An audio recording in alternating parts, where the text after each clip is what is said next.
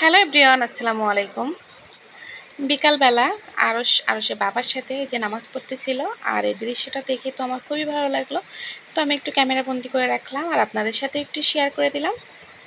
তো তারপর কিছুক্ষণ বারান্দায় দাঁড়িয়ে বারান্দার জামা কাপড়গুলো উঠিয়ে নিলাম, শুকনো জামা কাপড়, আর একটু দেখতেছিলাম এই যে রাস্তার কাজ চলতেছিল। তো তারপর আমি এই যে আরশকে কাঁঠাল দিয়ে দিলাম, আর এই কাঁঠালটা আরশের দাদি চোর রান্না করার জন্য আমাকে দিছিল, সেখান থেকে একটু রেখে দিছিলাম, তো পেকে গেছিল। তো তারপর আরশ তার বাবার সাথে নিচে নামলো, আর এই যে চানাচুর মাখা খাচ্ছিল। তো আরশ আর আরশের বাবা নিচে যেয়ে মানে কিছুক্ষণ ঘোরাঘুরি করে একটু নাস্তা নিয়ে আসছিল সন্ধ্যার জন্য। আর প্রায় এই লোকটা আসে নিচে, চানাচুর বলে ডাকে, আর আরশ তখনই বলে চানাচুর খাবো চানাচুর খাবো। তো আমরা প্রায়ই খাই এখান থেকে। আর তারপর আমি একটা ড্রিঙ্কস তৈরি করে নিলাম, এটা হচ্ছে পালস ড্রিঙ্কস। আর এই ড্রিঙ্কসটা অনেক দিন থেকেই তৈরি করব ভাবতেছিলাম, কিন্তু তৈরি করা হচ্ছিল না আসলে। এই ড্রিঙ্কসটার সাথে সাথে না খেলে ভালো লাগে না। তো আর সে বাবা আজকে ফ্রাইডেতে বাসায় ছিল, তো আজকেই তৈরি করে ফেললাম। আর এই যে এখানে কিছু মুড়ি এই যে নরম হয়ে গেছে, আসলে এটা রমজান মাসে বেঁচে যাওয়া মুড়ি।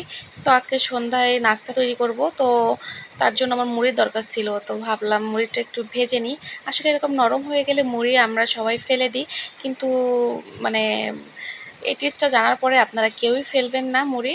তো আমি এখন থেকে এখন না, অনেকদিন আগে থেকে এটা করি, যখন থেকে আমি জানতে পারছি এটা।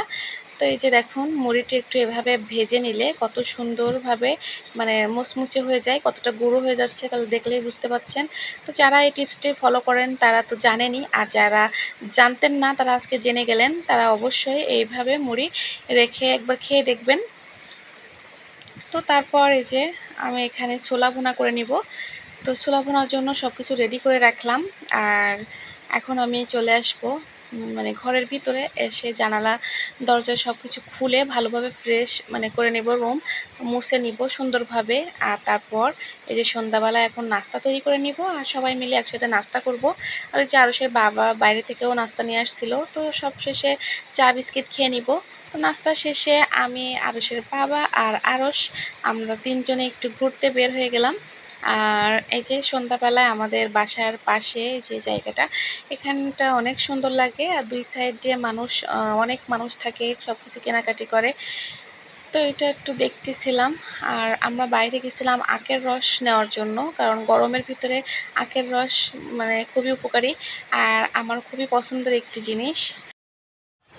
তো আমরা বাহিরে আসলে আখের রস খাই, আর রবিন মাঝে মাঝেই আমার জন্য আখের রস নিয়ে আসি অফিস থেকে আসার সময়। তো আখের রস খেতে খেতে আমরা বাসায় চলে যাব। আজকের মতো এখানেই বিদায় নিয়ে নিচ্ছি। আল্লাহ হাফেজ।